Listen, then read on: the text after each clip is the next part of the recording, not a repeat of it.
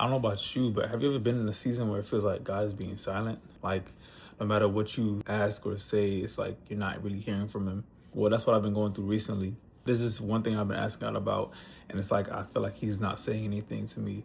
And I'm asking for signs, and I'm not really getting any. But then I thought to myself, well, when was the last time you spent time with Him? When's the last time you were in His presence?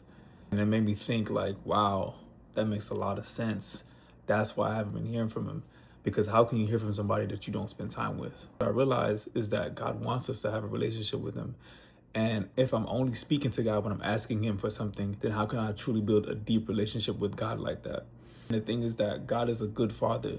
So I know He's not withholding anything good from me. He has good intentions for my life. But at the same time, if my relationship with God only consists of me asking and receiving, then it's very transactional. And that's not the kind of relationship that God wants with us. He's a jealous God, so He wants our time. He wants us to spend time with Him and be in His presence.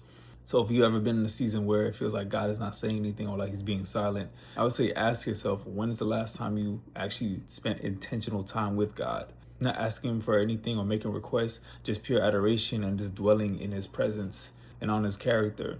Because true deep relationships are built on intimacy. You can only have that intimacy through spending time. And the more time you spend with God in His presence, the more clear His voice sounds and the more familiar you become with His voice. Because He says that His sheep listens to His voice. They do not listen to the voice of a stranger. But how can we know the voice of our shepherd if we don't know who our shepherd is? And that comes through devoting intentional, consistent time with the Lord. So even if it seems like God is not speaking to you right now, maybe He's just calling you to spend more time in His presence. So that way you can focus on Him and not the answers that He can provide. Be blessed.